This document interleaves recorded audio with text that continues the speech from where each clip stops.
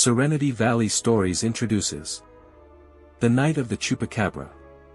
My name is Jake, and I've lived in this small town all my life. I'm not much of a storyteller, but something happened last night that I need to get off my chest. I'm sharing this in hopes that someone might believe me, or at least, be warned. I was sitting in my living room, nursing a beer and half watching the late-night news when I heard it, a sharp, high-pitched squawk from outside. My neighbor, old Mrs. Thompson, has a bunch of chickens in her backyard, and they've been disappearing lately. She's convinced it's a fox, but I've seen the paw prints, and they're too big for any fox around here. Another squawk, this one cut off abruptly, made me sit up straight. Something was out there, and it wasn't the wind or some raccoon rummaging through the trash. I grabbed my flashlight and stepped out the back door, the screen door slamming shut behind me. The night was thick with the scent of damp earth and the faint odor of hay. The air was cool, but not cold, with just a hint of mist creeping up from the creek behind the houses. The kind of night where everything feels still, too still. I clicked on the flashlight and swept the beam across my yard. The old tool shed, the rusted lawnmower, the pile of firewood, all just as I left them. But the noise had come from closer to the fence, near the line of scraggly bushes that separated my yard from Mrs. Thompson's. I could hear a faint rustling, something moving slowly, deliberately. I moved closer, stepping lightly on the damp grass. The flashlight's beam flickered, casting eerie shadows that seemed to stretch and twist. And then I saw it, something hunched low near the chicken coop, a dark shape that didn't belong. At first, I thought it was a dog, maybe a coyote. But as I moved the light over it, I realized this was no ordinary animal. Its skin was a mottled gray, with patches of coarse fur here and there, and its back was arched unnaturally, like it was coiled, ready to spring. The eyes, God, those eyes, glowed an unnatural yellow in the beam, reflecting the light back at me with an intensity that made my blood run cold. It was feeding. I could see the remains of a chicken clutched in its claws, the poor bird's neck snapped, feathers scattered across the dirt. The creature raised its head, sniffing the air, and that's when it saw me. Time seemed to stop. For a moment, we just stared at each other, the only sound the soft rustle of the wind through the bushes. Then, it let out a low, guttural growl, a sound that rumbled deep in its throat and sent a shiver down my spine. My heart was pounding in my chest, my breath caught in my throat. I wanted to run, but my legs felt like they were made of lead. I knew, instinctively, that turning my back on this thing would be a mistake. It moved first, creeping toward me with a slow, deliberate grace, like a predator toying with its prey. I took a step back, then another, keeping the flashlight trained on it. But the light didn't seem to bother it, if anything, it seemed to make it more confident. My foot hit something solid, and I stumbled, catching myself against the side of the old shed. My hand brushed against something cold and metal, the handle of a rusty spade I'd left leaning against the wall. Without thinking, I grabbed it, raising it in front of me like a makeshift shield. The creature paused, its head cocked to one side as if studying me, calculating. Then it lunged. I swung the spade as hard as I could, the metal edge catching it across the shoulder. It let out a snarl, more angry than hurt, and swiped at me with one of those clawed hands. I jumped back, but not fast enough, its claws raked across my arm, tearing through the fabric of my shirt and drawing blood.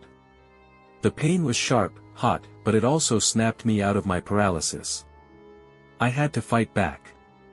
If I didn't, this thing would kill me, just like it had killed Mrs. Thompson's chickens. The spade was too unwieldy, too heavy for close quarters. I dropped it and backed toward the woodpile, my mind racing. My hand brushed against something, a length of rope, coiled and forgotten. An idea formed, desperate but better than nothing. The creature was on me in a heartbeat, teeth bared, claws flashing in the dim light.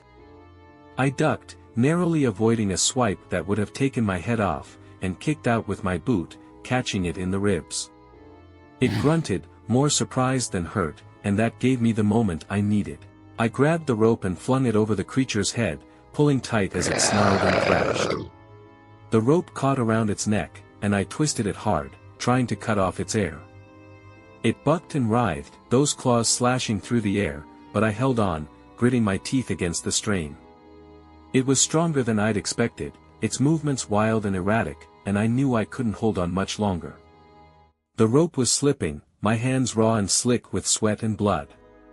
Desperate, I reached down with my free hand, feeling around for anything I could use. My fingers closed around a jagged piece of wood, a splintered chunk from the old fence, and I drove it into the creature's side with all the force I could muster.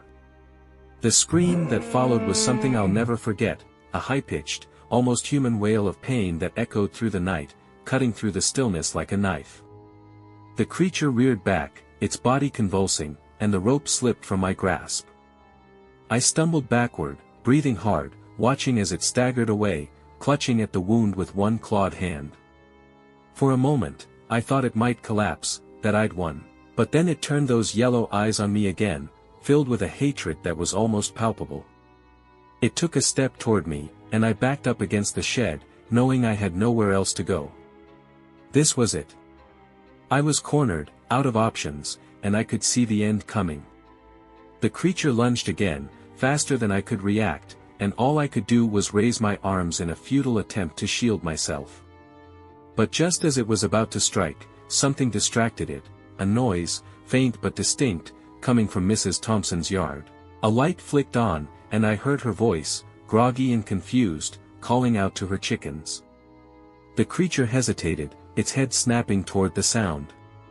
It gave me one last, furious glare, then turned and bounded off into the darkness, disappearing over the fence with a final, chilling growl. I stayed there, pressed against the shed, for what felt like an eternity, my heart hammering in my chest, my breath coming in ragged gasps. It took me a long time to move, to convince myself that it was really gone.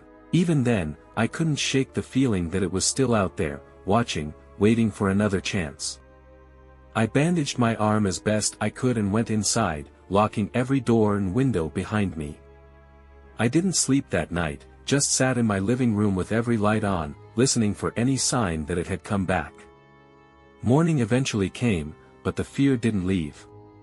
I checked the yard, the woodpile, the shed, nothing.